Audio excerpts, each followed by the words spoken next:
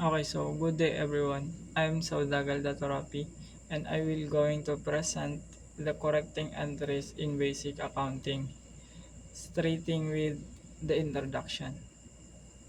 Sa accounting, importante ang accuracy kasi dito nakabase ang decisions ng business reports at legal requirements. Pero minsan nagkakamali sa pag-record ng transactions sa journal at ledger. Ang tawag dito ay ang accounting errors. Para maayos ang mga mali, gumagamit ng correcting entries. Ito ay journal entries na ginawa para itama ang error sa accounting reports. Nakatutulong ito para maging tama at reliable ang financial statements ng business. So here's the definition of correcting entries. Ang correcting entries ay journal entries na ginagamit para itama ang mga maling na i-record na transactions sa accounting. Ginagawa ito kapag may na-discover na error sa books of accounts. So paano nga ba malalaman o paano nga ba ginagamit ang correcting entries? Kapag mali ang account na na-record, second is mali ang account na nagamit, third one is may transaction na mali na nai-record, fourth, na-record ng dalawang beses, the last one is mali ang debit at credit entries. Okay, so here's the purpose of correcting entries.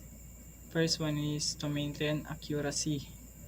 Ginagamit ito para may tama ang mistakes na maging accurate ang records. So second one is to prepare correct financial statements. Kapag tama ang records, tama rin ang financial statements ng business. Third one is to prevent misleading information. Iniiwasan nito ang maling information na pwedeng makaapekto sa decisions ng business owners o investors. Fourth one is to ensure compliance.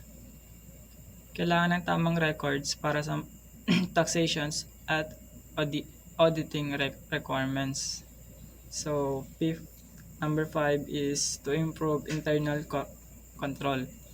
Nakakatulong ito para makita ang weaknesses sa accounting system at ma-improve ang procedures.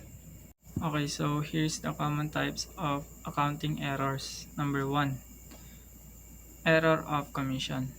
Ito ay nangyayari kapag may transactions na hindi na-record. For example, may cash sale na 5,000 pesos o dollars pero hindi talaga siya naisulat.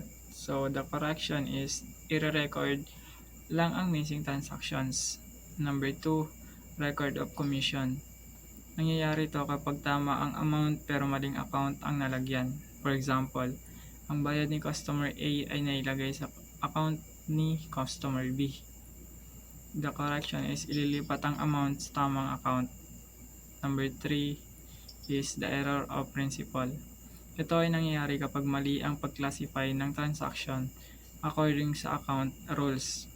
So, for example, ang office equipment ay na-record bilang expense instead of asset. So, the correction is tatanggalin sa expense account at ililipat sa equipment dahil asset ito, hindi expense.